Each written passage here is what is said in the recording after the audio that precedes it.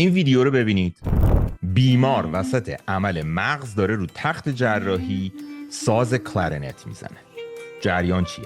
خانم دنیس بیکن 65 سالها با بیماری پارکینسون جنگیده بوده. یه بیماری که وقتی سلول‌های تولید کننده دوپامین در ناحیه‌ای از مغز به نام سابستانشیا نایگرا از بین میرن، مدارهای حرکتی مغز از تعادل خارج میشن. کمبود دوپامین باعث اختلال تو سیگنال بین گلوبوس پالیدس سترایدوم و سابثالمیک نوکلیوس که نقاطی از مغزن میشه و در نهایت این منجر به لرزش، سفتی عضلات و کندی حرکت میشه. تو مرحله اول این بیماری داروهایی مثل لیوادوپا مؤثرن، اما با گذشت زمان بدن نسبت به اینا مقاوم میشه و متاسفانه اثرشون کاهش پیدا میکنه. در این مرحله گزینه پیشرفته‌ای مثل دیپ برین استیمولیشن یا DBS مطرح میشه. در این روش جراح میاد الکترودهایی رو با دقت میلیمتری در داخل سابثالمیک نوکلیوس قرار میده.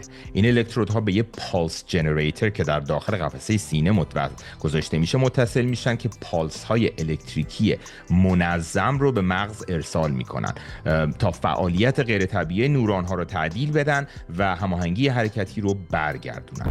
اما اون چیزی که عمل دنیس رو استثنایی میکنه تصمیم نابغه وار آقای پروفسور کیومرث اشکان در بیمارستان کینگز کالج لندن بوده. ایشون میدونستن که بعد از عمل به دلیل التهاب و تورم مغز کالیبره کردن شدت این تحریکات الکتریکی بسیار دشواره. معمولا هفته‌ها یا ماه‌ها طول میکشه تا بتونن تنظیم دقیق رو انجام بدن.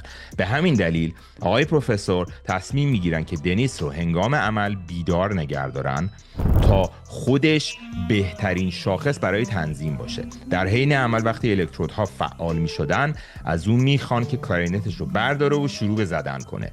پزشکا در لحظه میدیدن که وقتی جریان به نقطه درست رسیده باشه لرزش دست این خانم فروکش میکنه و انگشتاش دوباره با دقت روی کلیدهای کلارینت شروع به حرکت میکنه.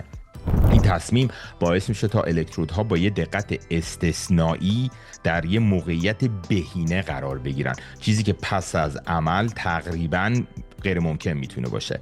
از نظر علمی این جراحی فقط یه صحنه احساسی نیست، بلکه یه نمونه دقیقی از یه چیزیه که بهش میگن functional neurophysiology in action، یعنی جایی که پزشک با مشاهده مستقیم عملکرد زنده مغز مدارهای حرکتی رو باز تنظیم میکنه.